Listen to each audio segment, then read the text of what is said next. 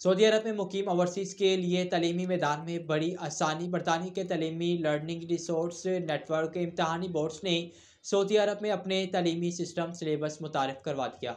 Saudi अरब में overseas के लिए बरतानवी तलीमी बोर्ड से तलीम हासिल करने के लिए पाकिस्तानी माहिर तलीम CEO learning resource network doctor Mohammad Zaib की जानिब से आगाही सेमिनार का एहतमाम किया गया, जिसमें बड़ी तादाद में शोबा तलीम से वाबस्ता ओवरसीज़ और मुकामी शहरियों ने शिरकत की। तकरीब के मेहमान खसूसी डिप्टी ब्रिटिश कौंसलर सैमुअल एगू थे। तकरीब से खिताब करते हुए डॉक्टर मोहम्मद ज़ुहैब तारिक ने कहा कि हम सऊदी अरब में मुकीम ओवरसीज़ के लिए तलीमी मैदान सहल बनाना चाहते हैं, जिसकी बदौलत ओवरसीज़ ब्रिटिश सिलेबस के लिए बच्चों को पाकिस्तान अपने मुल्क बेचने की ज़रूरत पेश नहीं आएगी। हमने सऊदी अरब में अपना ब्रिटिश सिलेबस मुतारफ करवा दिया। मुख्तलिफ स्कूलों में मुनासिब फीस में ही इम्तहानात की सर्विसेज फराहम कर रहे हैं। तकरीब से मेहमान खसूसी ब्रिटिश डिप्टी कौंसलर सैमुअल एगू ने कहा कि ब्रिटिश तलीमी निज़ाम दुनिया भर में मकबूल है और ब्रिटिश लर्निंग रिसोर्स नेटवर्क अब एक बाएतमाद इदारा है जो कि ओवरसीज़ के लिए आसानियाँ पैदा कर रहा है, जिस पर मैं इनके बोर्ड ऑफ डायरेक्टर और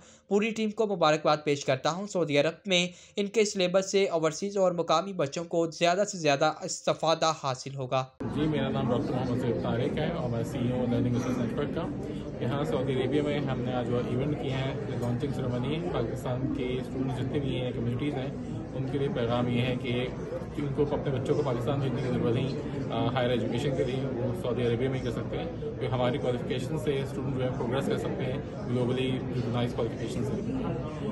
थैंक यू।